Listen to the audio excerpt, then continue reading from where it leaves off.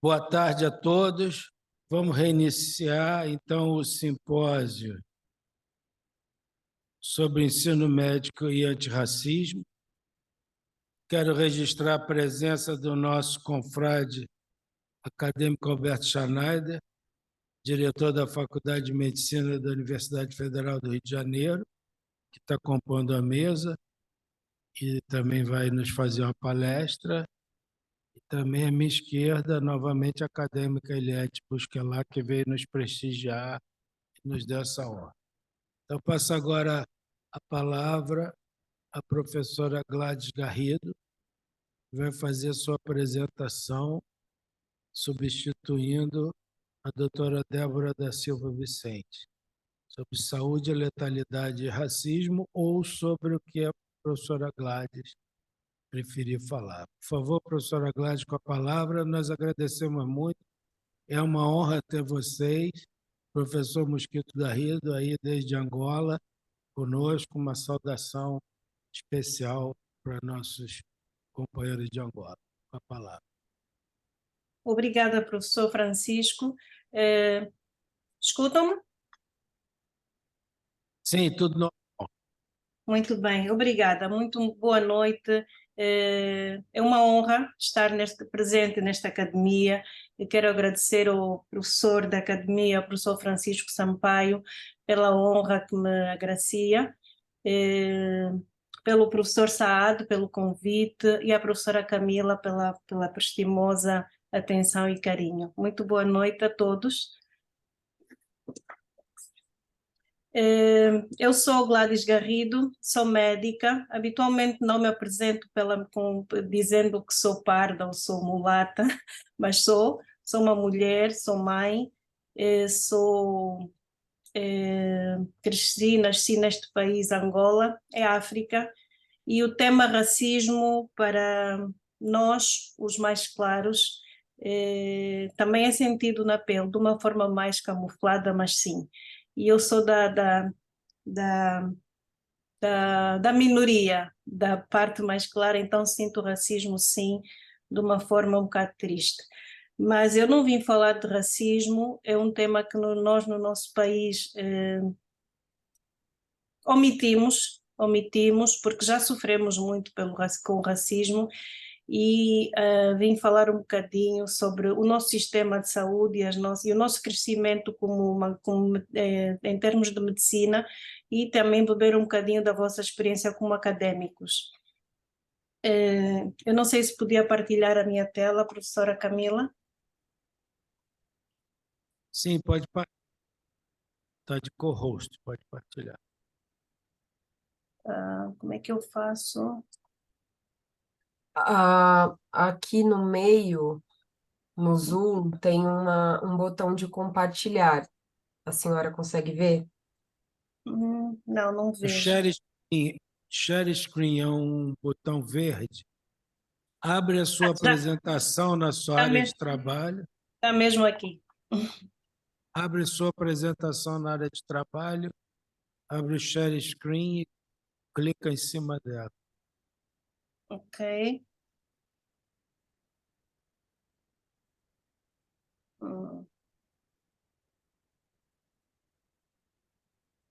Na apresentação, na área... Ok.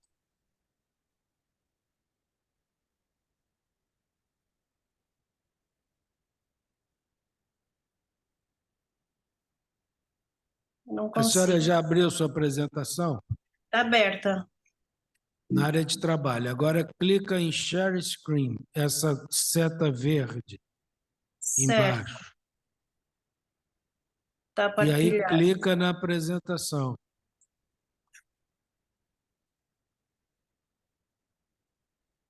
Mandou?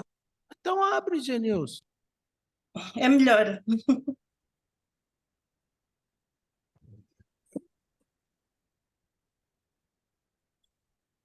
Agora vem.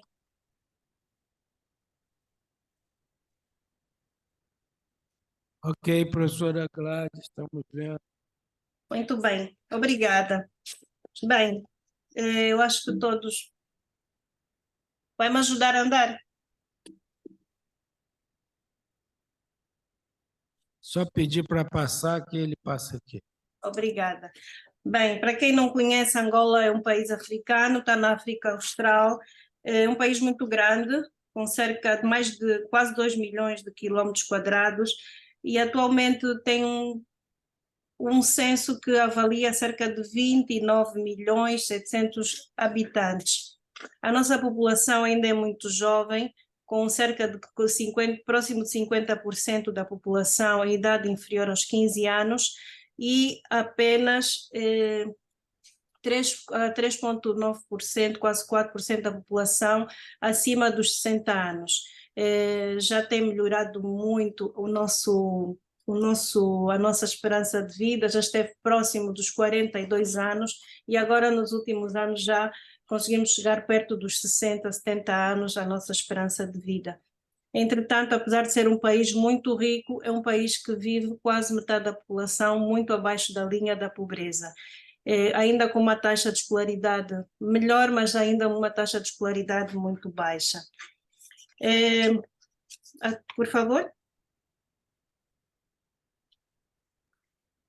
O nosso quadro epidemiológico, não vim falar das nossas doenças, mas ainda são doenças de países em desenvolvimento, doenças infecciosas, e como a malária, que é uma doença dos países tropicais, mas no nosso meio tem ceifado muitas vidas e levado a um grande consumo do sistema de saúde. Ainda temos doenças transmissíveis graves que ainda limitam muito a nossa população. Entretanto, nos últimos anos há uma inversão, uma incidência grande das doenças crónicas não transmissíveis, de doenças que mostram o crescimento e o desenvolvimento, como a hipertensão arterial e a diabetes, doenças para as quais os nossos países ainda em desenvolvimento não estão preparadas. A seguir, por favor. O nosso sistema de saúde, que é o nosso Sistema Nacional de Saúde, responsabilidade do nosso governo, é caracterizado em dois períodos principais.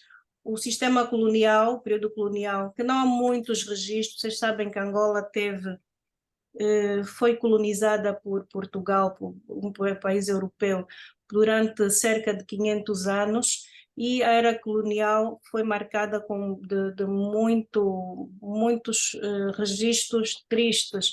Não temos muitos registros relativamente ao sistema de saúde naquela era colonial, mas o que está registado é que o nosso sistema começa a crescer depois do período da independência, que foi cerca do ano 1975.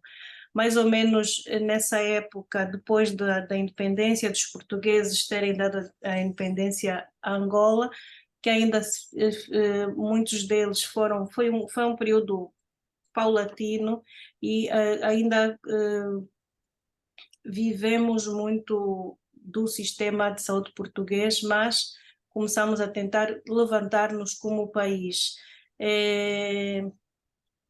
Pela nossa característica da nossa caminhada, da nossa luta de independência, adotamos inicialmente um sistema socialista em que a saúde era totalmente, os recursos eram totalmente compartidos pela população e o sistema de saúde era completamente gratuito e de responsabilidade do Estado. Entretanto, com a mudança e o crescimento, né, com a economia de mercado que se foi estabilizando e até a passagem para um país mais capitalista, houve necessidade, então a comparticipação a autorização do sistema privado para a prestação de saúde, e a população também começou a ser partícipe do sistema de saúde. Entretanto, depois tivemos uma quebra no desenvolvimento do nosso país, do nosso crescimento, quando voltamos a entrar em guerra entre nós mesmos. O nosso conflito civil, que desde 92 até volta de 2002, 2004, fez-nos perder todo o crescimento que já tínhamos alcançado, com destruição das estruturas das infraestruturas de saúde e houve uma nova queda no nosso crescimento. Felizmente, houve então novamente os acordos, entramos novamente em paz, o país tem estado a crescer do ponto de vista econômico e estamos a voltar a reconstruir e a reabilitar as nossas infraestruturas e a tentar crescer como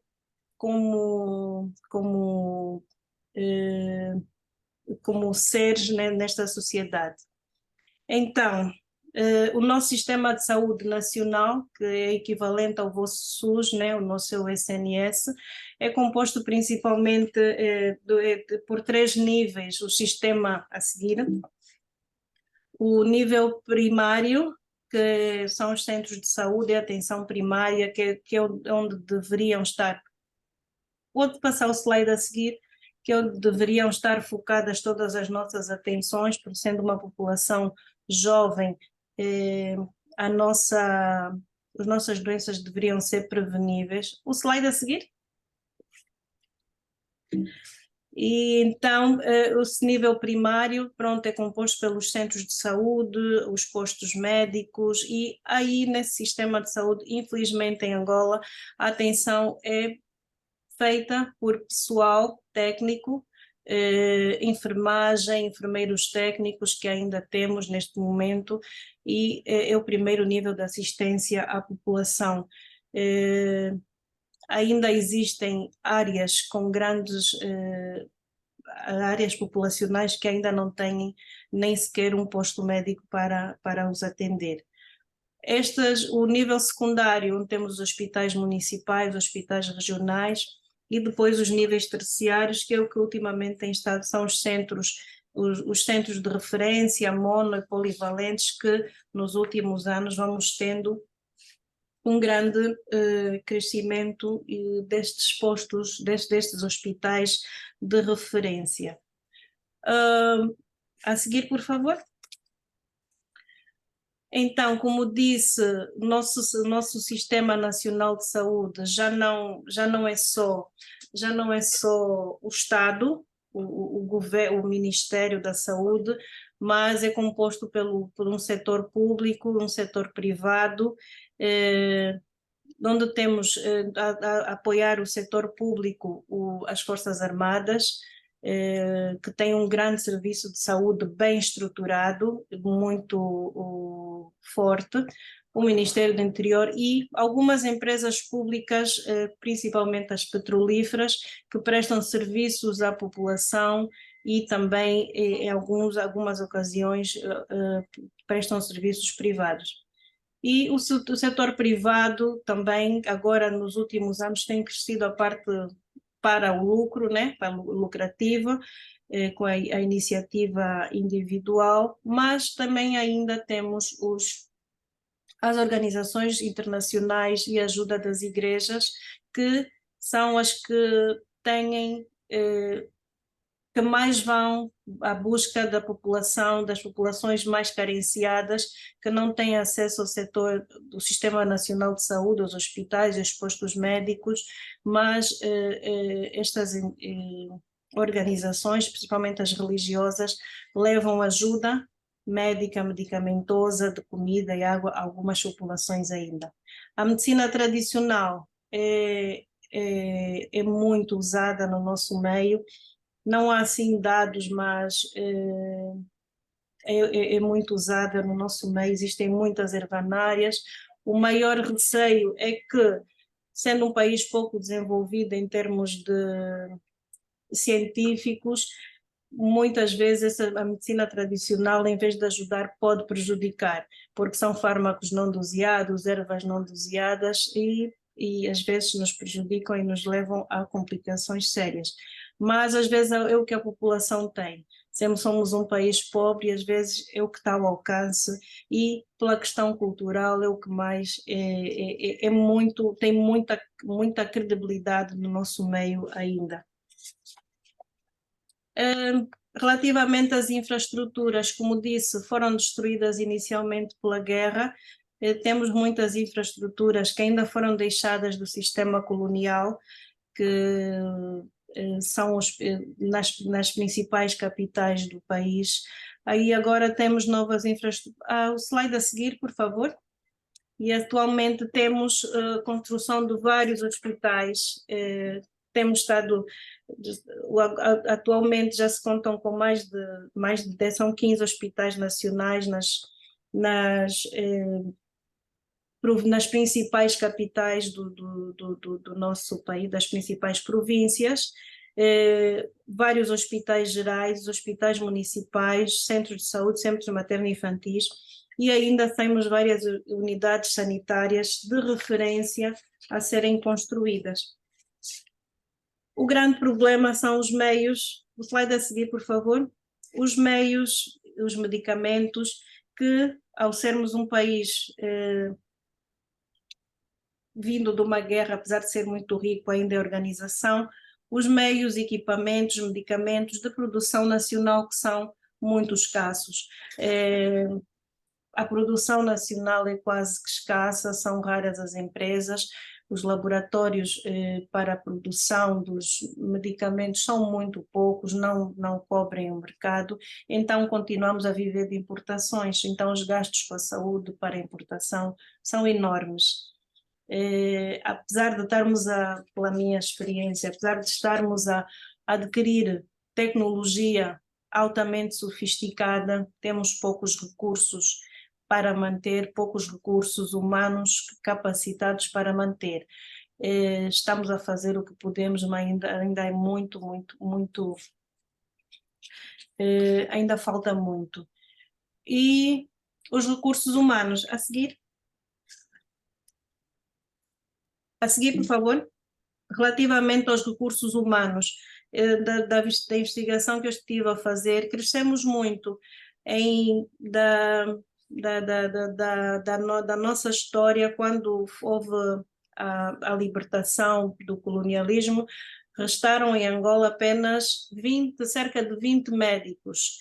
De 75 para cá, fomos crescendo e hoje somos cerca de 14 mil médicos, e o nosso rácio, apesar de ser muito baixo relativamente àquilo que a OMS prevê, que seria 1 para 1000, anualmente temos estado a crescer, e o nosso rácio atualmente é de 1 médico para 5.000 habitantes, 5.500 habitantes mais ou menos. Desses 14 mil médicos, mais de metade ainda são contratos de médicos expatriados, ainda temos que nos valer dos médicos expatriados. Entretanto, a cada ano vão crescendo o número de médicos nacionais. A seguir, por favor. A seguir. Bem, em Angola, como é que funciona a saúde? O Ministério da Saúde é que regula a nossa saúde, o nosso funcionamento. É apoiado pelas ordens, temos uma ordem dos médicos já melhor organizada, e também de outros profissionais de saúde também que vão sendo regularizados, dos enfermeiros, dos farmacêuticos, dos fisioterapeutas, e até também já há tentativa de regularizar os médicos naturalistas, a medicina natural também há necessidade e tem estado a organizar para evitar exatamente, para apoiarem o serviço de saúde e evitar outros dissabores.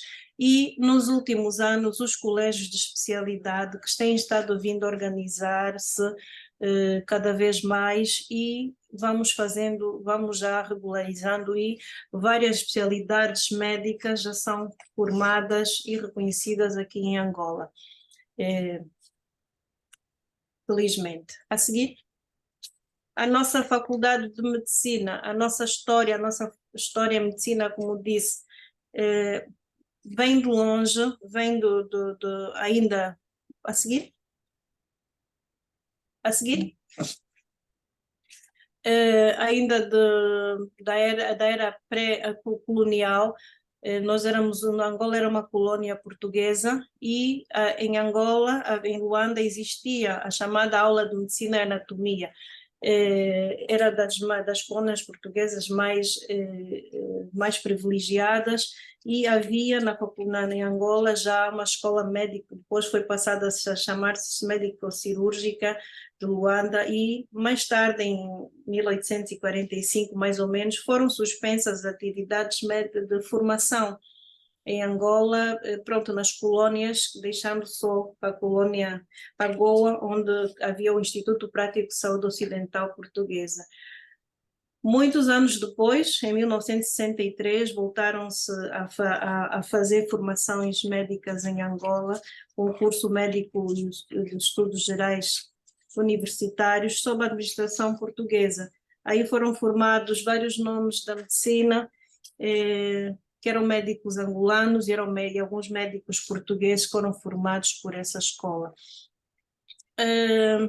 Depois, a nossa primeira universidade, que foi a Universidade Agostinho Neto, foi dada em honra ao nosso primeiro presidente, que era médico, foi formado nessa universidade, e que deu origem então à Faculdade de Medicina, que foi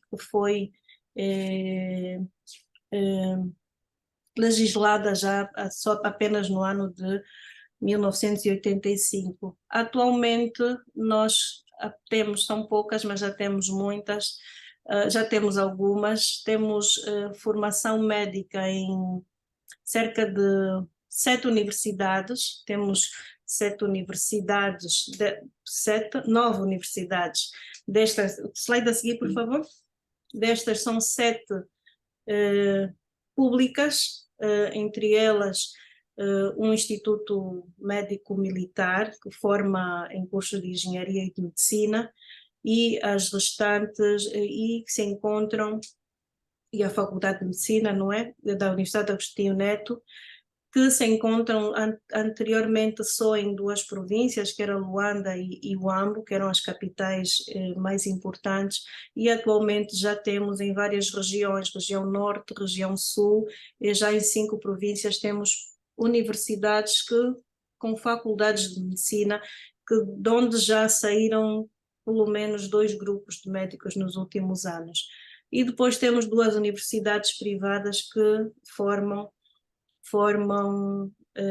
já há vários anos médicos para o mercado angolano. E como disse, os hospitais universitários já formam especialistas em várias áreas, apesar de ainda termos que nos valer de convênios para outros países, mas em Angola já temos hospitais com idoneidade suficiente para formar vários especialistas em várias áreas médico-cirúrgicas. Bem, eu a seguir, como disse,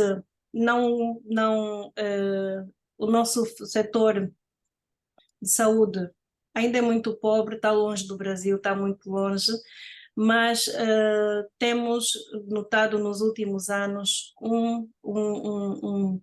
um grande investimento e uma força muito grande na criação e investimento nesse setor. Ainda não temos a nossa fatia do orçamento geral que gostaríamos de ter, ainda reclamamos dos salários e do que deveria ser para o Sistema Nacional de Saúde, mas temos fé que vamos continuar a crescer. É um ponto forte que a população, sendo tão pobre, o Estado mantenha os serviços gratuitos, na sua maioria, e temos os nossos maiores desafios são que ainda somos muito poucos profissionais, poucos médicos, poucos enfermeiros, poucos profissionais de saúde, ainda com pouca experiência, que ainda precisamos de nos formar com mais e muito mais. A seguir? Ok. Pronto, como disse, os desafios são esses, continuarmos a formar mais médicos e conseguirmos evitar a importação tanto de pessoal, de recursos humanos, que nos custa muito ao país a importação de quadros, e a importação de meios e medicamentos. Eu vou dar a palavra ao professor Mosquito, que ele vai falar um bocadinho das diferenças não raciais, mas mais sociais que o nosso sistema sofre, vive. Como disse há bocado, nós somos um país negro, temos muita mistura de raças ainda, mas a população mais clara é a minoria, mas sendo mais privilegiada, não se fala de racismo abertamente, apesar de existir, e esse racismo é traduzido pela diferença social, que o Mosquito vai ajudar-me a partilhar. Obrigada. Obrigado, professora Gladys. Nós já estamos com a hora bem adiantada. Se o Mosquito quiser fazer, o professor Mosquito Garrido quiser fazer alguma comunicação, teria 5 minutos apenas, porque nós já estamos adiantados no programa. Por favor, doutor Mosquito Garrido, novamente agradecendo sua presença, vamos ouvi-lo um pouco. Tá bem, obrigado, professor Sampaio. Vou ser bem breve, bem rápido, só para ajudar a doutora Gladys, que eu agradeço, desde já agradeço a doutora Camila, o professor Saad, um grande amigo, um grande abraço, a todos os acadêmicos, estudantes e participantes. Eu ia começar dizendo que o último censo populacional provou que Angola tem 85% da sua população de pele negra assim como eu, um negro africano genuíno. E a doutora Gladys faz parte dos outros 15% que tem a pele mais clara, entre os pardos e brancos, angolanos ou expatriados, que nós chamamos. E isso tudo provou que a luta de libertação que Angola viveu durante uma etapa para chegar até a independência de 61 a 75, provou que a segregação que havia e que até hoje eu considero que há no sistema de saúde acaba por encurralar a maioria da população. Apesar da saúde ser gratuita em Angola, não há condições para toda a população ter acesso a ela de forma voluntária, de forma livre. E isso não cria racismo, mas cria uma segregação. Porque, diferente do que é normal, as pessoas mais abastadas financeiramente, muitas delas saíram de famílias com um tom de pele mais clara por causa da situação que se viveu. E isso veio das lutas de libertação, mas as pessoas que participaram do processo foram descendentes de europeus, ou não, como é o caso da doutora Gladys, que acabaram depois por ter também alguma vantagem no processo da escolha, por exemplo, a formação, seja em medicina ou outra força do saber em Angola. Não se consegue falar de forma aberta de racismo, não se consegue falar de forma aberta de segregação, porque é uma ferida que ainda está aberta no nosso seio. É um processo que tem 40 anos. Muitos dos atores do processo de libertação ainda estão vivos, sejam os descendentes portugueses como os descendentes, como os participantes do processo angolano. Depois tem outro agravante, que é nós acabamos por nos misturar para curar essa ferida. E tivemos como ajuda países como Cuba e Rússia, que trouxeram médicos expatriados para cuidar da população. Então, o espaço para falar de racismo de forma aberta dentro do sistema de saúde de Angola é quase nulo. O que há é um racismo inverso. Há consegue-se ver algum sentimento de ódio, algum sentimento de raiva e até racismo de pessoas de pele mais clara, porque os negros são a maioria em Angola. Trazer o racismo como tema para a saúde de Angola ainda continua e vai ser um desafio. O que nós traríamos aqui é a segregação no sistema de saúde, porque quando a gente vai para querer um sistema diferenciado, a gente não tem condições de ter esse sistema diferenciado. E quando tem, é muito caro. É muito caro. Ter um atendimento médico de qualidade em Angola, numa altura como essa, pode, como se diz na gíria, custar os olhos da cara. Professor, eu proponho à academia que aceite, de nossa parte, por escrito, um estudo comparativo de como essa segregação acaba por ser um racismo camuflado, é assim que eu vou chamar, e proponho também que nos ajudem e nos deem um tempo para estudar esse tema, porque fomos desafiados pelo professor Saad, fomos desafiados pela doutora Camila e aceitamos o desafio. Mas acreditamos que debaixo desse tema tem muito tema que a gente podia trazer para trocar experiência. Pelo avançar da hora, eu não vou me alongar, vou agradecer a todos, vou agradecer em especial à doutora Gladys, que nessa altura abandonou o seu piquete e banco que ela está de serviço para falar para nós. Obrigado por aceitar esse desafio e dizer que vamos estar à disposição para futuros temas e futuras discussões. Muito obrigado. De Angola, um coração. Tua Pandula. Muito obrigado, amigo professor Mosquito Garrido. Muito obrigado, professora Gladys Garrido, pela sua apresentação e por ter fortalecido nosso simpósio. Convido agora o acadêmico Alberto Schneider, diretor da Faculdade de Medicina da Universidade Federal do Rio de Janeiro, para nos falar alguma coisa de ensino médico e antirracismo, transversalidade e reforma curricular. Muito obrigado, acadêmico Schneider, por aceitar participar desse simpósio. Eu sei que o senhor estava com uma agenda muito pesada hoje, mas largou tudo para vir atender o chamado da sua casa, da sua Academia Nacional de Medicina. Muito obrigado. Muito obrigado, excelentíssimo presidente da Academia Nacional de Medicina, professor Francisco Sampaio, excelentíssima e estimada confreira, professora Eliette Busquelar, em nome de quem, ao cumprimentá-los, eu faço também a todos os presentes e membros dessa ilustre mesa. Esse tema que me coube é um tema palpitante, e eu perguntaria a vocês que façam, antes de iniciar qualquer apresentação, uma pequena reflexão.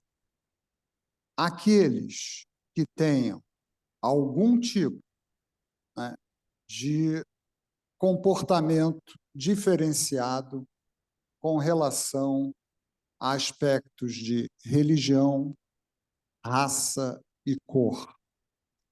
Eu pergunto a vocês e peço uma reflexão para que pensem naqueles que já sofreram preconceito, que já viram racismo explicitamente, mas que, durante seu ingresso na faculdade, o percurso com os seus colegas, nunca deram atenção a esse detalhe, esse pormenor. Então, o que eu vou mostrar aqui são alguns aspectos relacionados ao antirracismo, o que tem, e vou falar um pouco da minha universidade, da Faculdade de Medicina da UFRJ, e medidas que a gente pode adotar com relação a esse tipo de prática extremamente deletéria dentro da sociedade. Eu não poderia deixar de dizer, vocês vão estranhar, o que isso tem a ver com racismo? Absolutamente nada, mas é que eu queria trazer aqui a vocês que a nossa Faculdade de Medicina completou ontem 215 anos, e, portanto, essa é uma data marcante e que nos faz trazer à tona todos os aspectos da história da medicina, e alguns deles eu vou mencionar aqui en passant. Vejam que dados do próprio IBGE relacionados, não é, à distribuição da população no Brasil, já foi dito aqui, observem, primeiramente, que a população de cor preta e de cor parda ultrapassa a população branca no Brasil. Esses indicadores, que aqui já foram mencionados previamente, Vocês podem ter aqui, observando, aqui nós temos um quadro que abrange 2000, pegando dados de 2012 e 2021, e à direita atualizando um pouquinho mais, chegando a 2022. Então, se somarem a população preta e a população parda, nós teremos em torno de 55% a 56% da população brasileira com essas duas distribuições. Vejam que um dado curioso, todo mundo fala que a Bahia, né, é um dos estados com maior concentração de população de pessoas pretas, mas o Rio de Janeiro também tem seu destaque. 14% da população do Rio de Janeiro, não carioca, do Rio de Janeiro, também é de cor preta. E outro dado interessante, que eu acho que a gente deve considerar, que é o crescimento da população preta em 10 anos. Foi aquela que teve a maior elevação. E, proporcionalmente, vocês vão ver que nas faculdades de medicina houve um aumento, eu posso dizer, da minha Faculdade de Medicina da UFRJ, mas que não se reflete ao redor do Brasil. Então, vamos ver um pouquinho só esses detalhes. Reparem só, separando escola pública e escola privada. Há uma distribuição que muito se fala que na escola pública, né, ela não absorve e não tem tido políticas afirmativas para que nós possamos integrar não só os nossos alunos com relação à raça, à cor, mas também pessoas com deficiências, indígenas e quilombolas. Nós vamos nos ater aqui apenas à raça. Então, vejam que na escola médica pública, em 2010, cerca de 14% dos alunos tinham cor preta. Em 2019, esse indicador baixou para 7%. Na nossa, felizmente, nós temos um levantamento de 2013, pelo menos nas duas últimas turmas, lá a entrada é semestral, são 100 alunos por semestre, nós nos aproximamos desse indicador aqui, de 14,7, 15, até um pouquinho mais. Mas há um diferencial aqui para se prestar atenção. Mesmo com o financiamento, FIES, etc., não ProUni, mas abordando os financiamentos nas escolas médicas privadas, apenas em torno de 2% do grupo que ingressa na escola, num curso de graduação de medicina, é composto por pessoas de cor preta. Isso manteve-se estável ao longo da última década, não obstante o crescimento que eu mencionei, de mais de 30% na proporção de populações, da população de cor preta. E, para não nos restringirmos na entrada, ou seja, na admissão no curso de graduação, reparem aqui, ó, médicos residentes participantes de uma amostra de um estudo. Esse estudo aqui foi desenvolvido por um grupo da USP, tá? Tendo à frente o Schaeffer, e esse grupo, junto com o Conselho Federal de Medicina, levantaram uma demografia dos médicos no Brasil. Reparem só, 3%, nós temos 514 mil médicos formados com o exercício da sua atividade primária, não com mais de uma situação, com uma só, um vínculo primário no Brasil. Apenas 3% são de cor preta. E isso a gente observa quando das formaturas participamos. Como eu disse, na nossa instituição, esse número já se elevou a 5 vezes isso, pelo menos, mas ainda assim é pouco. Então, não só na entrada quanto na saída, a restrição persiste. E nós vamos ver algumas razões que levaram a isso. Um boletim epidemiológico divulgado pelo Ministério da Saúde, e vocês podem ver, talvez não apareça, eu circulei ali, isso foi divulgado agora, em outubro de 2023, que mostra indicadores da saúde da população negra. Vocês sabem quais são as doenças mais prevalentes, ou aquelas que estão preocupando hoje o Ministério da Saúde? Eu vou citar algumas e acrescentar algumas outras. Então, dentro desse boletim epidemiológico, alguns dados precisam ser ressaltados. Primeiro, O boletim trata a população negra, obviamente, com indicadores de pretos e pardos. E nessa população, nós já vimos que em torno de 56%, 57% da população brasileira como está dito aqui pelos indicadores epidemiológicos, é de população negra. Mas são os que detêm os piores indicadores de saúde no Brasil. Em torno de 1%, isso aqui já foi mencionado, 1% dos municípios colocou em prática a política de saúde junto à população negra, o que é um absurdo.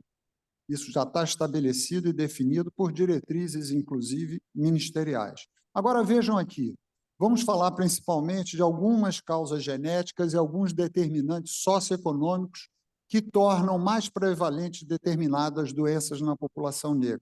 Por exemplo, anemia falciforme, o HIV, a infecção por HIV, pela tuberculose, malária, sífilis, leishmaniose tegumentar, hepatite B, deficiência de glicose 6-fosfato desidrogenase, hipertensão arterial, a doença hipertensiva na gravidez e a pré-eclâmpsia, a desnutrição infantil, foliculite, queloides, complicações da diabetes mellitus, por exemplo, amputações, doença renal crônica. Então, vejam que há uma preocupação do próprio Ministério da Saúde em mapear essas doenças, e vocês, que irão se formar num futuro breve, precisam estar atentos a essa configuração.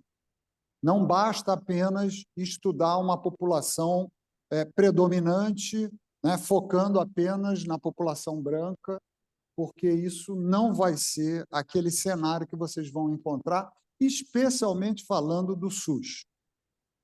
E vocês que são oriundos, imagino, de universidades, principalmente públicas, mas devem ter algumas privadas, têm a obrigação de retribuir à sociedade esse investimento que está sendo feito junto a vocês.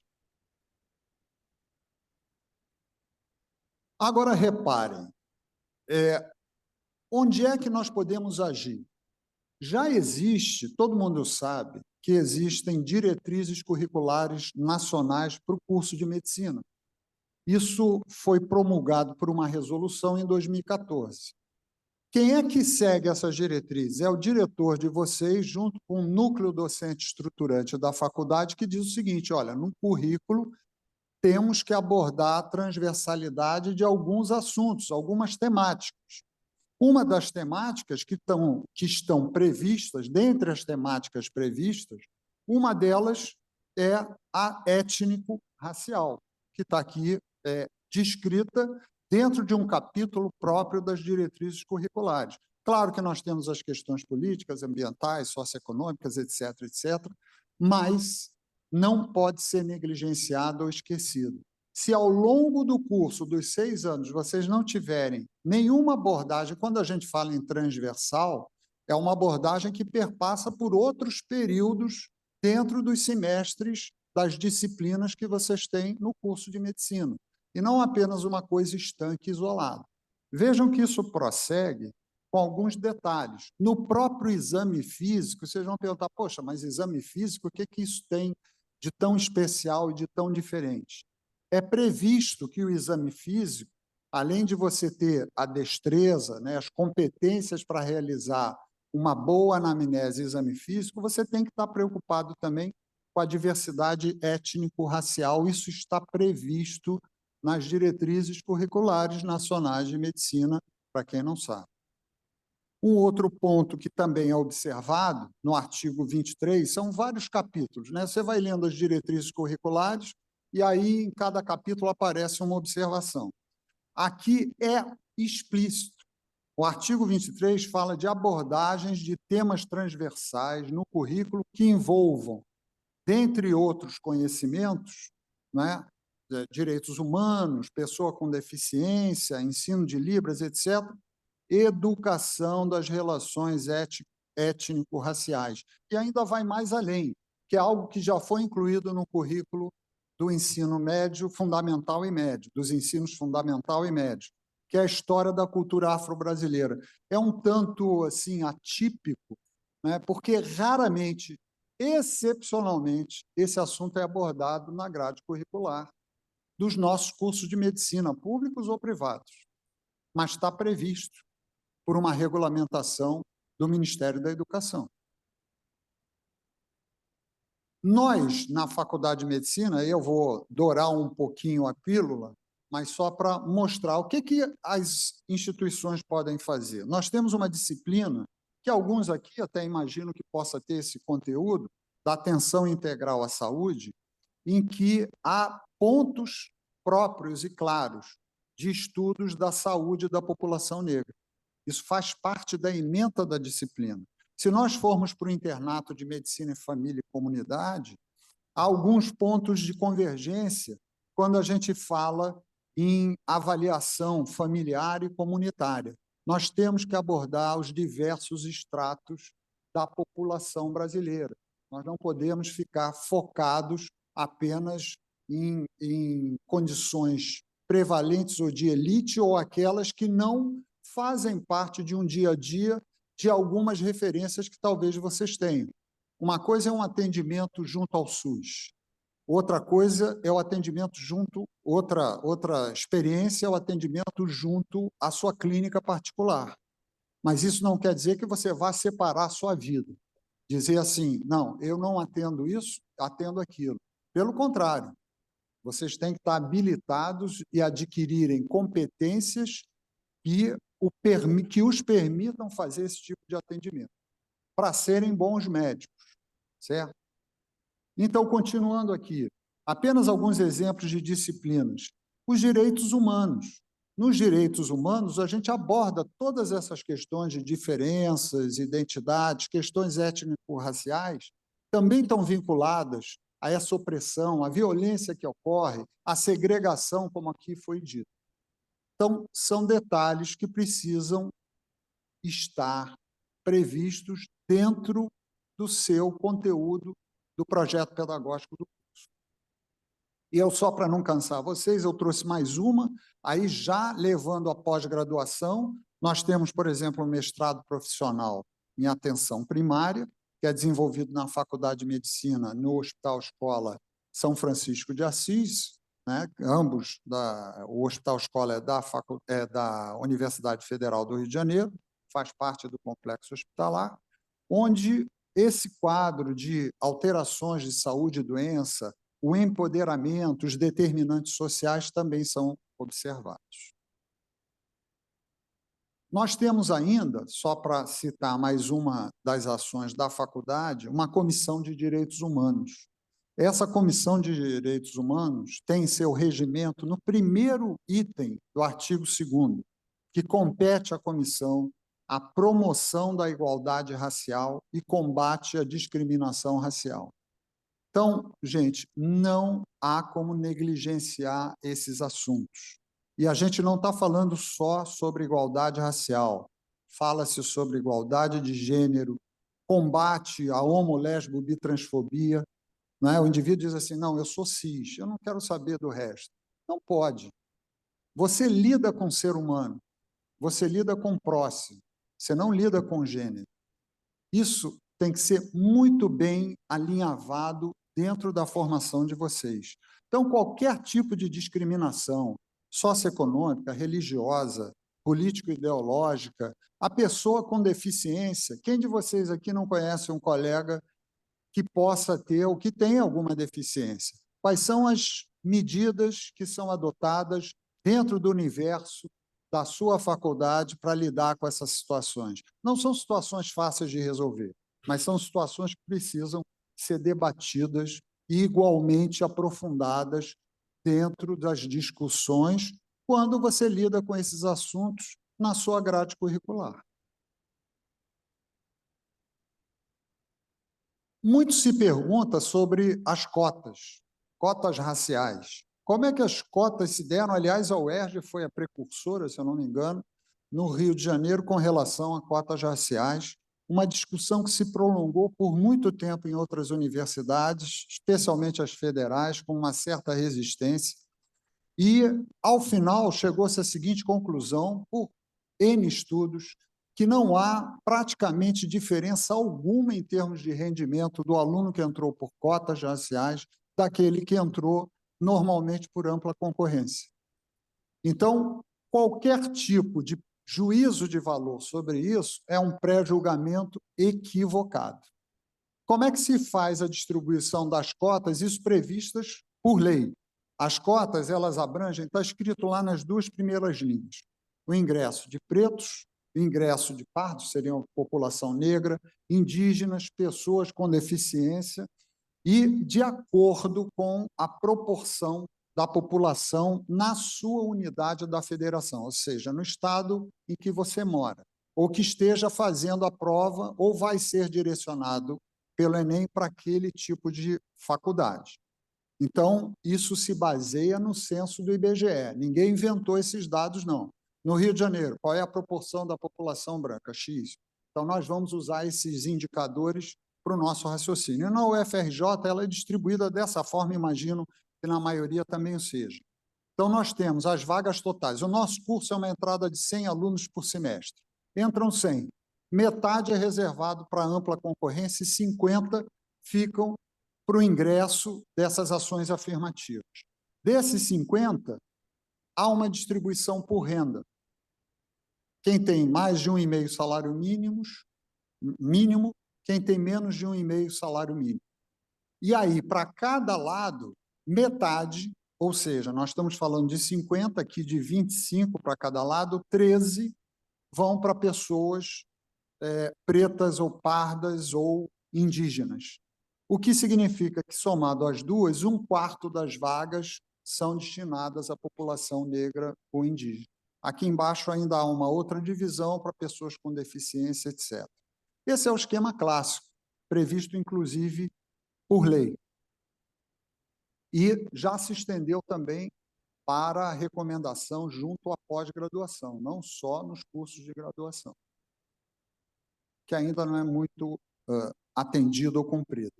Agora, vejam, esses são dados elaborados em 2021, final de 2021, pelo G1, que foram publicados mostrando o seguinte: no primeiro ano de aplicação de cotas, que isso foi em 2014, reparem só, a quantidade, a proporção de pretos e pardos e brancos.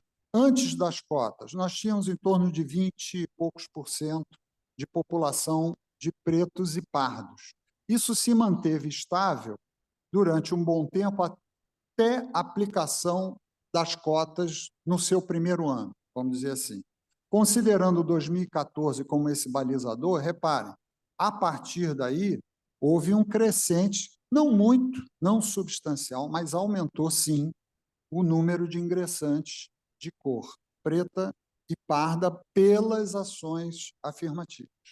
Então, sem dúvida, houve um impacto no perfil racial, e aqui eu estou mostrando um dado apenas da UFRJ, tá? Eu estou falando, eu não posso me estender para as outras instituições. E, de fato, isso funcionou com um crescimento proporcional de 70%, em torno de 70%, 71% dos estudantes pretos e pardos, que é considerável, eu acho que foi uma medida muito oportuna. Mas vamos agora para a vida de vocês, para o ambiente de vocês. Aliás, da próxima vez nós vamos fazer que nem os professores tradicionais, entrar na cela e dizer assim, vocês só têm 30 segundos de uso do celular, depois desliguem para poder prestar atenção na apresentação. Tá? Eu não falo isso por mera circunstância, eu falo isso por uma questão até de atenção ao problema em si. Então, agora eu vou falar especificamente do que ocorre, o que nós observamos como gestores no ambiente universitário. Primeiro, autodeclaração inconsistente. Eu estou usando um eufemismo aqui, que é a palavra inconsistente.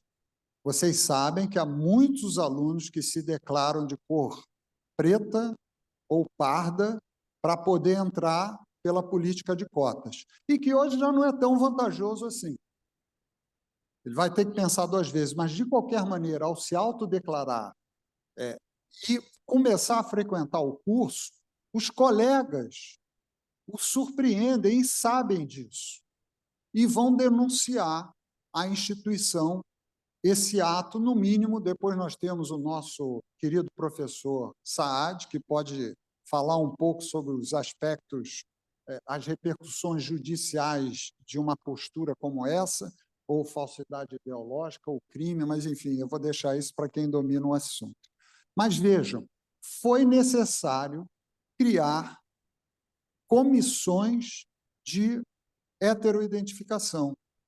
Vocês já devem ter acompanhado isso, ouvido falar isso. Poxa, mas ele foi... E os alunos acabam tendo sua matrícula cancelada. Se foi por falsa declaração, claro que isso é uma avaliação, até pode soar um pouco estranho, um tribunal, mas, enfim, é pelo fenótipo relacionado às causas sociais que isso traz. Concordando ou discordando, é uma política aplicada na instituição. Então, uma autodeclaração falsa, ela tem suas implicações e o indivíduo tem que assumir esse risco.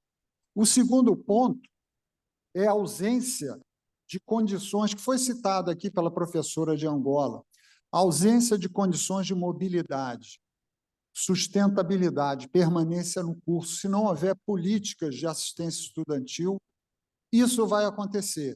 Não acontece só porque o indivíduo é preto ou pardo, mas também pelas condições socioeconômicas. Onde é que está essa política? Há bolsas, há incentivos, há apoio, há amparo. Isso precisa ser visto. Assim como os estigmas. Não adianta a gente chegar aqui e encobrir que não há racismo no Brasil. É muito comum, né, se comentar que não, o Brasil não é um país racista, todo mundo convive muito bem, o que não é verdade. Quando ocorre, pode não ser o racismo relacionado à cor, mas tem o racismo, pode não ser, não, tem. Mas eu estou dizendo, em alguns momentos é relacionado à cor, em alguns momentos é relacionado à religião, em alguns momentos é relacionado até ao seu gênero. Então, vejam, a gente tem que se debruçar, e a melhor maneira de fazer isso é conversando, dialogando, debatendo, trazendo a público essas questões. E a outra coisa que eu queria mencionar é o mercado de trabalho. Vocês não pensem que é tão fácil quanto o indivíduo que é branco, né, com boas condições socioeconômicas, se é tão fácil para o indivíduo preto ou pardo ou com condições socioeconômicas difíceis entrar no mercado de trabalho. Há, inclusive, algum tipo de segregação, muitas vezes na escolha entre um branco e um preto, para assumir determinados empregos. Isso com uma proporção que pode ganhar uma dimensão muito maior, dependendo, vamos dizer, do indivíduo que a pratica. Eu queria dizer duas coisas, só para alertar. Quando a gente fala do racismo, e fala do racismo estrutural, a gente tem que pensar em dois aspectos, o ético e o moral. O ético relacionado a você. Quando eu falo de ética, é do ethos, do indivíduo, daquela formação que você teve no seio da sua família, dentro da sua comunidade. É algo que você criou, são princípios e valores que você estabelece. Então, é de dentro para fora. Ao contrário dos valores morais, que são aqueles estabelecidos pelos usos e costumes da sociedade. E são esses que trazem muitos preconceitos, é de fora para dentro. Um é solitário, o outro é coletivo. Então, presta atenção, muitas vezes a discriminação, a segregação, ela vem, muitas vezes não, geralmente ela vem da própria sociedade. E é preciso modificar essa política de abordar o assunto, ela não é simplesmente gratuita, não. Ela tem esse teor educativo.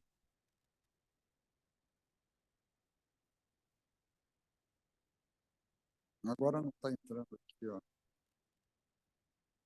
Agora foi.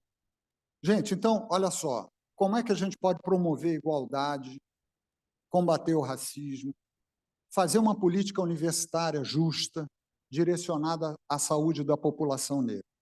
Então, primeiro, já falei aqui, conscientizar, divulgar, estimular. Outra medida são ações direcionadas ao desenvolvimento de projetos, podem ser de extensão, pode ser de pesquisa, de pós-graduação, relacionadas sobre o tema. Um terceiro assunto é você valorizar essa diversidade dentro da sua comunidade, dentro da sua turma, com seus colegas, para trazer essa iniciativa de inclusão. Capacitar os docentes, fazendo seminários, oficinas, trazendo o assunto à tela, para eles, inclusive, mostrarem suas angústias, suas dificuldades em lidar com a situação e, culturalmente, corrigir isso. O nivelamento para os ingressantes. Nós sabemos que a população negra, que possa ter estudado em escolas com menor condição socioeconômica, ou escolas mais simples, não quer dizer que sejam escolas ruins, possam, ao ingressar, ter mais dificuldades durante o curso.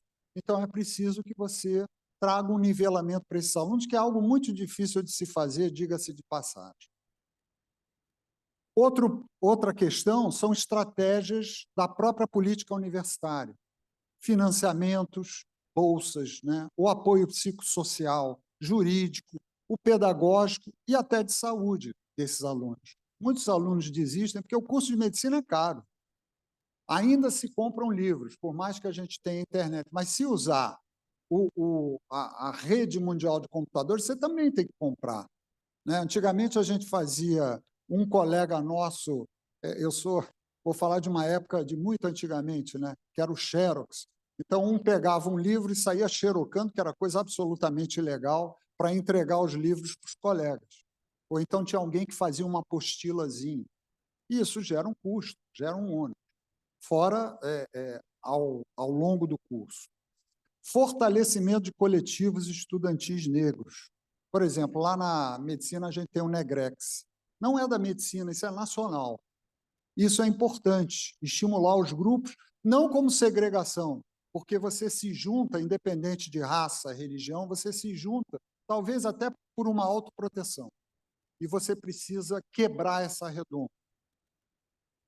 E parcerias com empreendedores, empresas e sociedade civil para favorecer os estágios de pessoas negras. Isso é uma ação afirmativa importante. Eu queria só mencionar rápido, eu sei que eu estou chegando no meu tempo, eu vou pedir a compreensão do querido presidente, se eu posso ir só um pouquinho além, não vou passar muito do tempo, não. Estou terminando. São marcos que já existem na legislação. A gente fica falando, tem que criar legislação. Repara só, eu vou citar rápido, a Constituição Federal, todos são iguais perante a lei.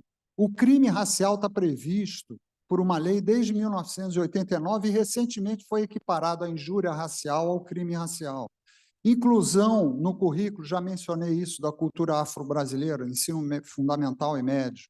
A Política Nacional de Saúde Integral à População, aliás, de um confrade nosso, José Gomes Temporão, que foi quem apresentou essa resolução quando ministro da Saúde.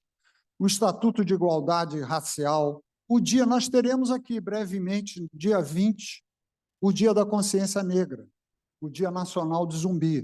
Todo mundo adora porque é feriado, mas esse feriado, por trás, tem uma representação e tem um simbolismo. Isso precisa ser valorizado.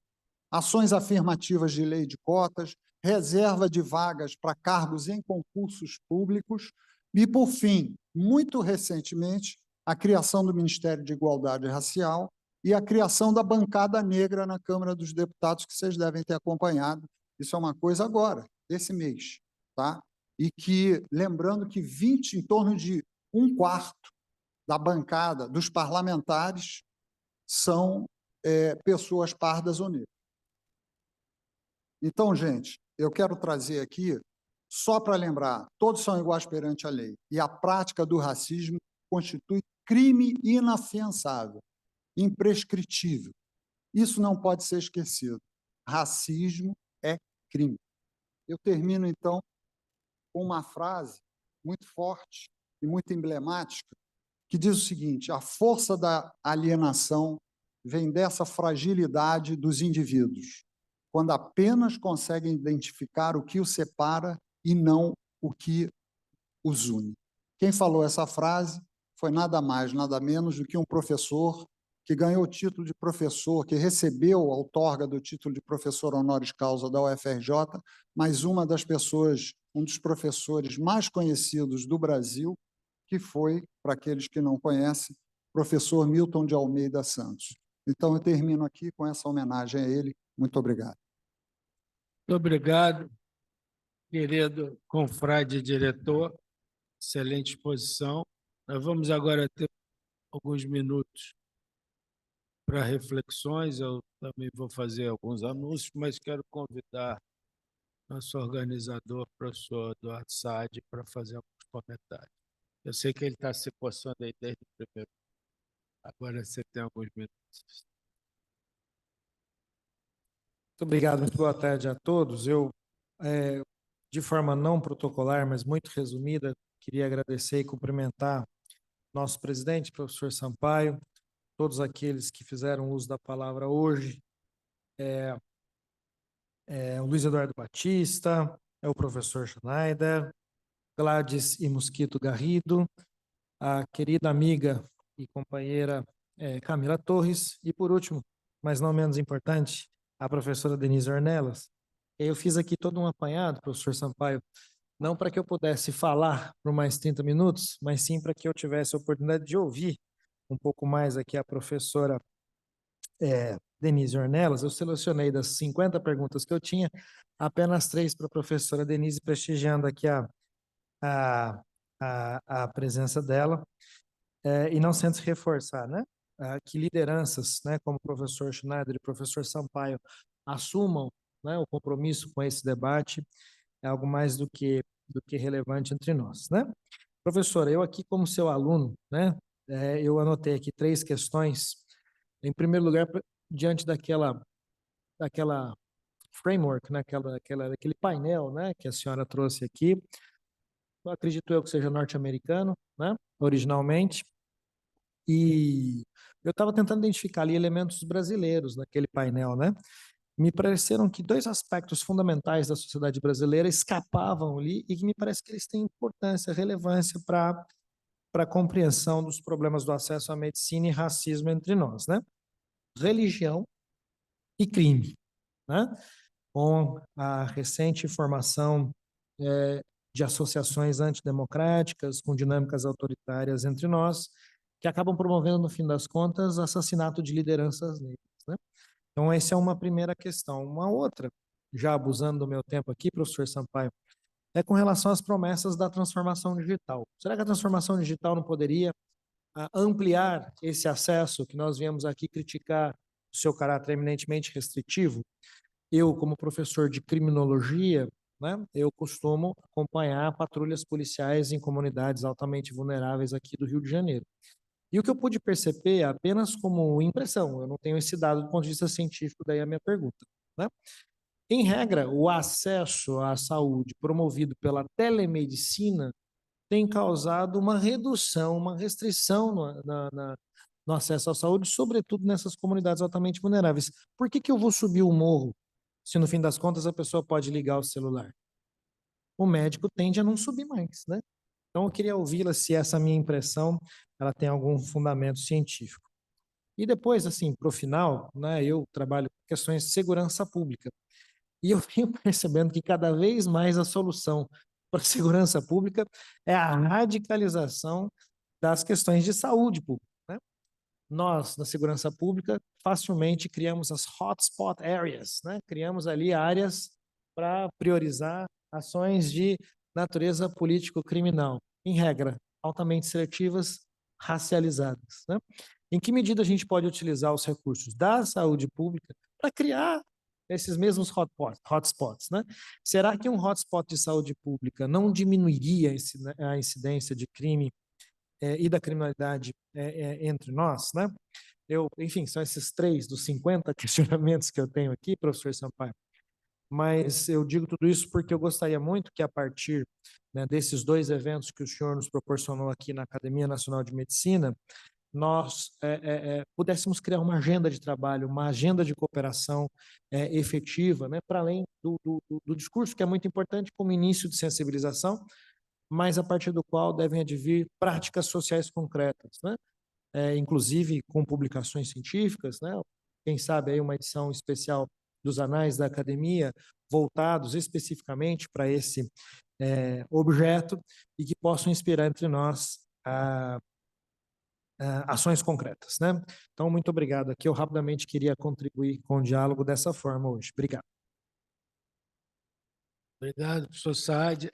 Na realidade, nós temos intenção, já conversamos sobre isso, agora é preciso fazer um trabalho junto aos palestrantes do simpósio anterior e desse, que seria fazer um número dos anais da Academia Nacional de Medicina dedicado a racismo e antirracismo na medicina.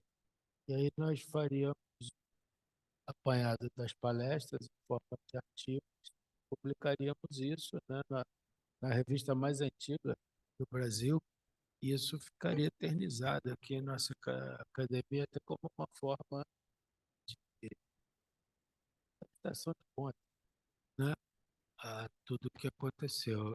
Agora aí precisaria, eu faço a minha parte também, mas precisaria bastante atividade da Camila Torres e atividade do professor Eduardo Saad junto aos palestrantes para que eles efetivamente produzam o artigo a partir das palestras, que assim, eu me carrego aqui dos acadêmicos que falaram e vocês dos seus convidados. Nosso professor Kalash quer fazer uso da palavra. Genilson.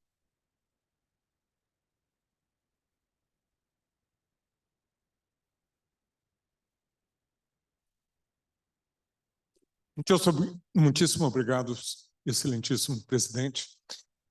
Eu gostaria muito de cumprimentar o senhor como membro honorário aqui da academia pela iniciativa. Mas o copo está meio cheio ou está meio vazio. Eu costumo vir a essas sessões e vou me dirigir sobretudo a vocês, futuros colegas. E normalmente nós temos a casa, se não cheia, com muitos membros da academia. Hoje, os poucos membros estão à mesa. O copo está meio vazio porque essa mensagem ainda não chegou à própria academia, é demonstração dela.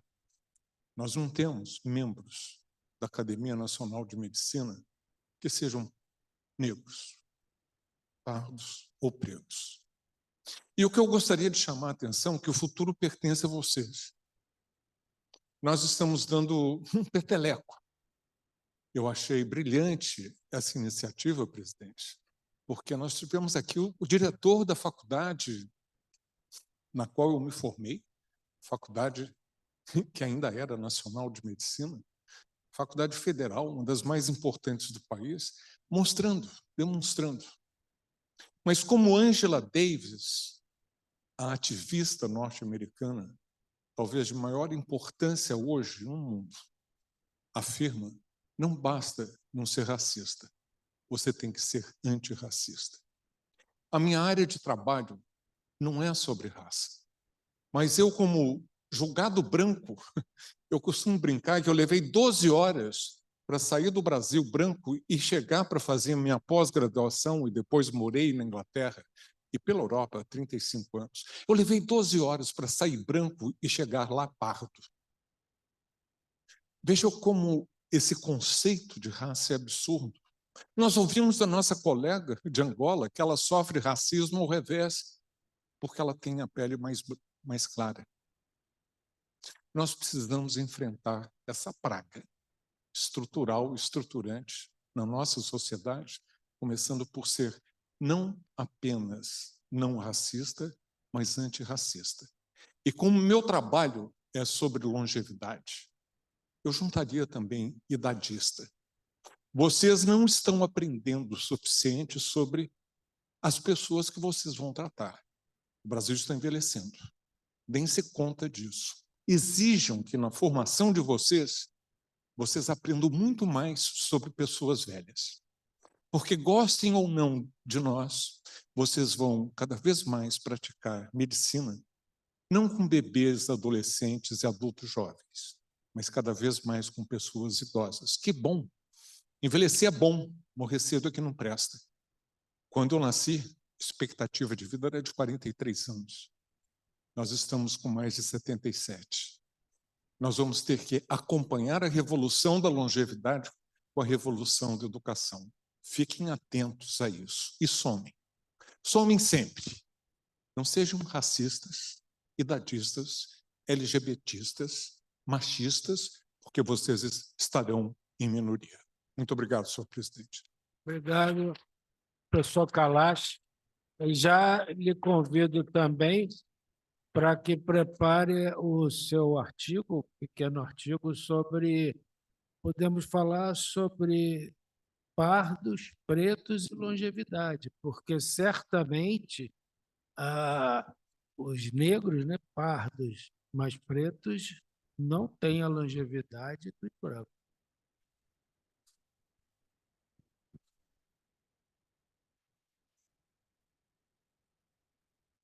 Primeiro Fórum Internacional da Longevidade, e este ano será como desenvolver uma cultura do cuidado.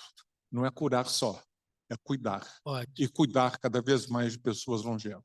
Então, está aí o convite para o artigo. Acadêmica Eliette Busquelar, com a palavra, para fazer suas considerações. E, novamente, acadêmica Eliette Busquelar, muito obrigado por ter vindo nessa tarde de segunda-feira, totalmente atípica na nossa academia. Certamente também, professor Kalash, que não é dia de sessão, nós fizemos hoje por falta realmente de agenda. Não existia mais de uma agenda e como essa promessa já havia sido feita de fazer simpósio de racismo e antirracismo, e também era o único dia que nossos alunos tinham disponibilidade. Então, nós fizemos isso realmente uma coisa especial e agradeço também a sua presença. Acadêmica Eliette. Boa noite, presidente Francisco Sampaio. Eu vim porque este é um assunto que me interessa muito, porque eu acho que nós, aqui no Brasil, temos a ideia absolutamente equivocada, na minha opinião, que somos todos amigos, que não tem problema nenhum. E quando a gente olha, por exemplo, os Estados Unidos, os negros têm uma situação melhor, porque eles compreendem que eles têm problemas. Então, aqui no Brasil, a gente levou muito tempo para compreender que nós somos racistas. Então, isto é um problema, porque enquanto a gente leva as coisas como se as coisas não existissem, obviamente soluções não são propostas. Além disso, eu acho que uma das grandes coisas, eu estava conversando até com o Kalash, eu também sou oriunda da UFRJ, também na época que se chamava Nacional de Medicina.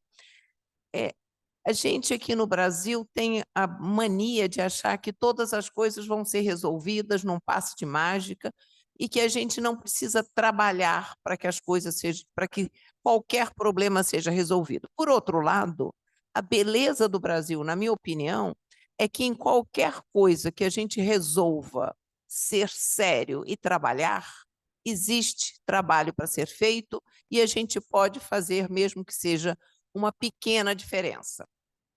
Eu quero dizer para vocês que, por exemplo, na FAPERJ, a gente adotou, que é a Fundação de Amparo à Pesquisa aqui do Estado, a gente adotou que mães que tiveram filhos, a gente conta um ano a mais do currículo, porque a gente sabe que quando a mulher tem filho, ela no primeiro ano da criança, ela não consegue trabalhar. Então, é uma coisa importante que a gente tem que parar aqui no Brasil de olhar diferentes igual. Diferentes são diferentes e eles têm que ser olhados de maneira diferente.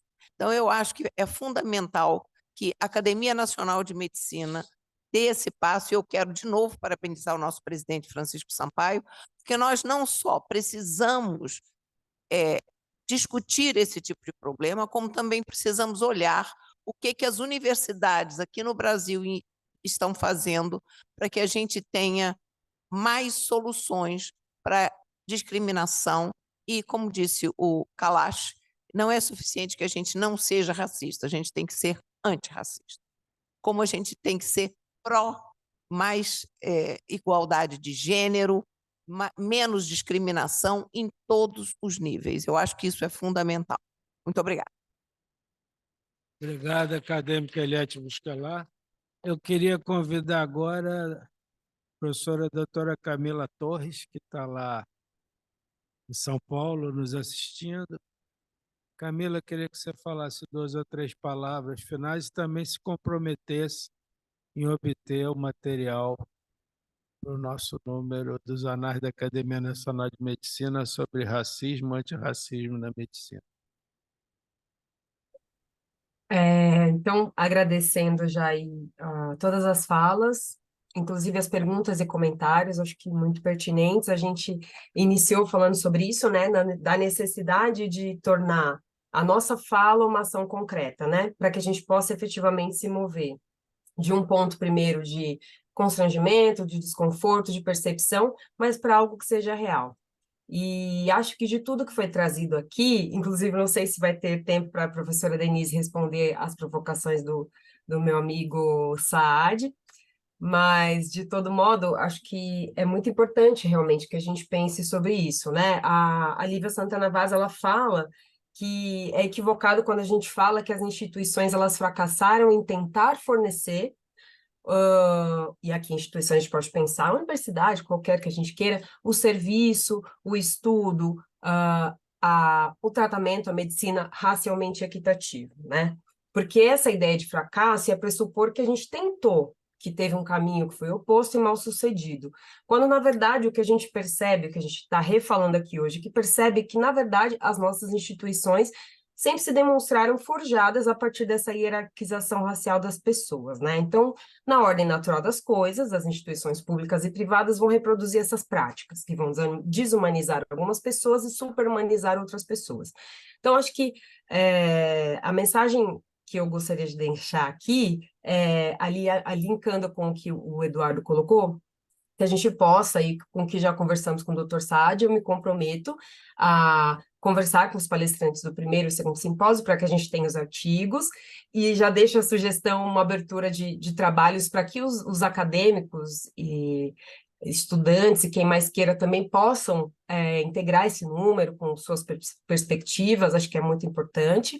Raça e gênero são transversais, estão em tudo, mas é essencial que esse passo de demonstrar a importância de ter um número específico, ele seja dado, né? Como já foi falado aqui, o silêncio, ele é uma característica do nosso racismo, né? Então, tudo aquilo que a gente não diz, mas ele está ali de forma subliminar, confunde as pessoas. Então, é realmente importante que a gente traga essas palavras, que a gente coloque isso sobre a mesa, para pensar, a partir daqui, o que pode ser feito. Inclusive, acho que a referência que foi feita à ausência de pessoas negras ainda no espaço da academia, é algo a se pensar, que nós possamos, nos próximos anos, ter a possibilidade de acadêmicas e acadêmicos negros também compondo.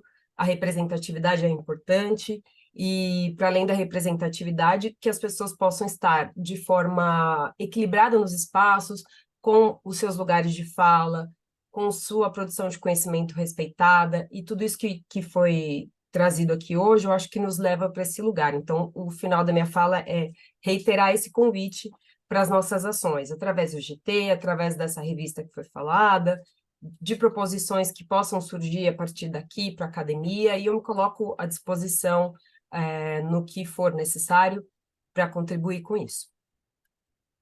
Obrigado, Camila. Fica aqui meu abraço.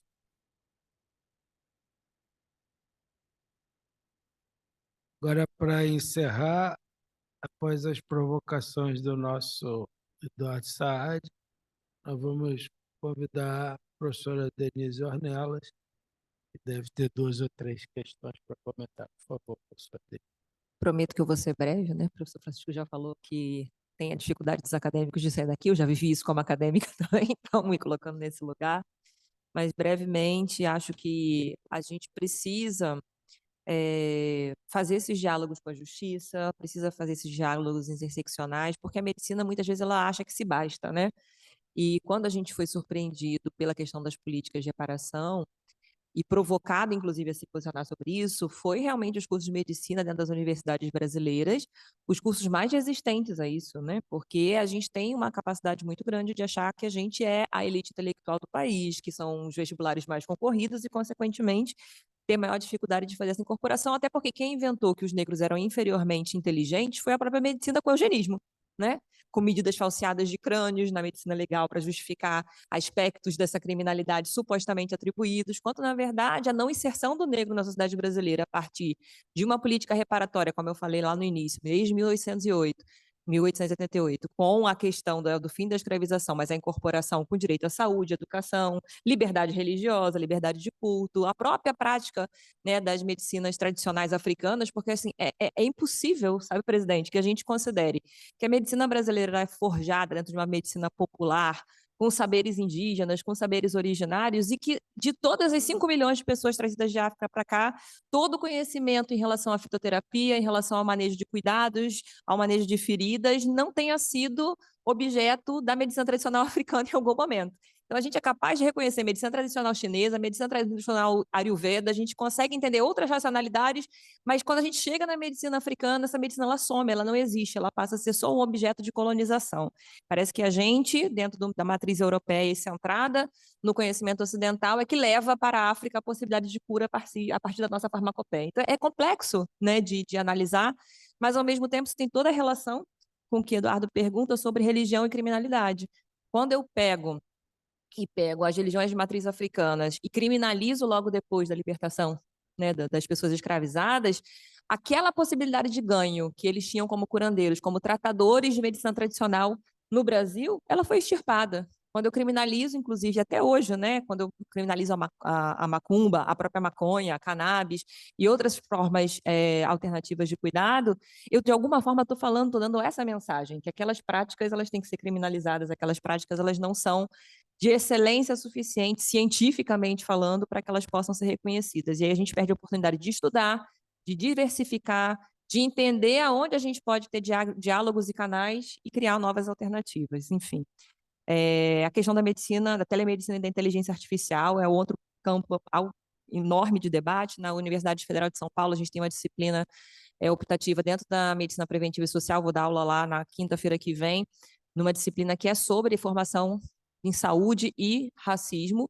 Então, a gente tem discutido também, tem uma aula só sobre isso, né? Telemedicina, inteligência artificial, como os algoritmos eles são racistas, porque quando você pega um contingente essencialmente branco para fazer o teu algoritmo, para calibrar a tua máquina, você vai automaticamente, assim como no reconhecimento facial criminal, fazer a mesma coisa, por exemplo, numa mama que é menos densa ou mais densa, de acordo com as características pessoais e que podem estar associadas aí também à questão racial. Então, na telemedicina, esse ponto que você me traz me toca especialmente, porque justamente é a medicina de família e comunidade, como o professor colocou na experiência da FRJ. Vocês viram, 90% das ações são desenvolvidas aonde? Ou na atenção primária ou na medicina de família e comunidade.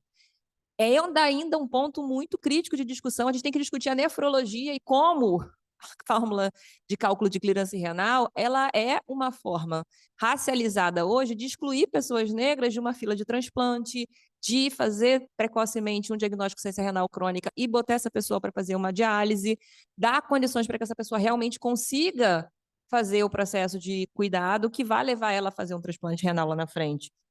Porque quando você está numa comunidade, aí eu vou misturar um pouco com o que o Eduardo falou também, tem o tráfico, tem a milícia, tem o crime organizado, o crime desorganizado, tem tudo ali que te impede de não só ter o médico, o enfermeiro, o profissional de saúde que vai fazer aquele atendimento, mas do laboratório entrar lá para colher as amostras e processar no laboratório central, do dia que aquele paciente tem marcado, depois de muito tempo no CISREG, aquela consulta com o nefrologista, ele não consegue sair de lá, porque se a polícia entrou, se o tráfico fechou naquele dia, ele não consegue se locomover na cidade, ele vai perder a consulta, e isso não vai ser considerado na hora da repriorização da vaga dele.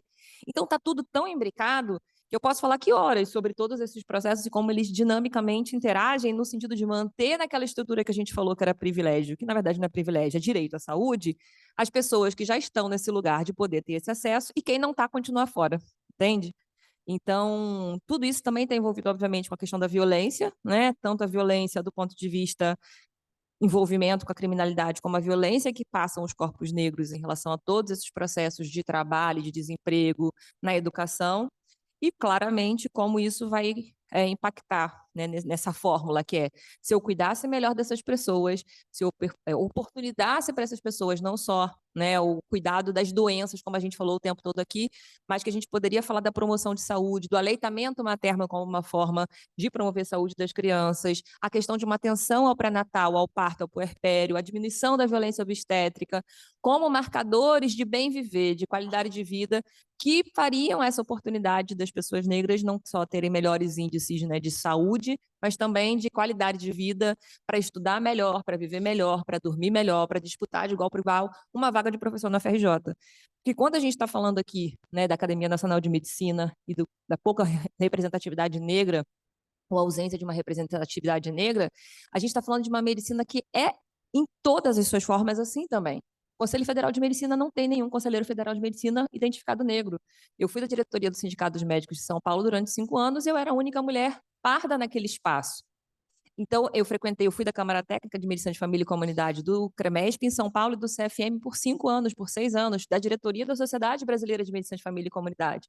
Falei para vocês, eu sou médica de um dos melhores hospitais do Brasil e a representatividade que nós temos é exígua, mesmo nos espaços de poder. Quando eu venho aqui falar sobre saúde da população negra, sobre racismo, não achem que eu estou feliz. Eu não faço isso por gosto, por mérito. É difícil para mim, eu saio exausta daqui, é cansativo falar sobre isso. Não é adequado para a minha saúde mental também. Eu sei da minha missão, eu sei da importância que eu tenho a fazer isso. Eu gosto de fazer isso porque isso corresponde a uma herança, a um sentimento histórico, né, ancestral, que me motiva a fazer isso. Mas eu sei falar de diversos outros assuntos. Eu gosto de dar aula de um monte de outras coisas, e dou na minha prática, inclusive. Faço muitas vezes, né, esse comentário. Não é no sentido da minha vitimização, é no sentido de vocês compreenderem que esse processo ele não tem que ser encabeçado só pelas pessoas negras. Aonde vocês estiverem, pessoas não negras, assumam a responsabilidade de trazer o tema racismo ao debate de verdade. Não é só chamando uma outra pessoa negra, só um outro convidado negro para vir falar. Isso também é importante. A gente ter a nossa voz ouvida é muito importante. Mas é muito importante também ouvir aliados e parceiros nessa construção, engajados realmente em modificar essa situação. Então, muito obrigada a todos e todas que estiveram aqui. Espero que a gente se encontre aí pela vida, tá bom? Abraço. Obrigado, professora Denise Ornelas, e conforme prometido, vamos acabar praticamente dentro do horário. Agradeço nossos palestrantes, agradeço os nossos acadêmicos, agradeço os alunos, o professor Marco Aurélio, que se esforçou para nos ajudar nesse simpósio, o professor Saad, a professora Camila, e vamos em frente tentar montar esse número dos anais da Academia de Medicina. Agradeço então a todos e dou esse simpósio por encerrado. Obrigado.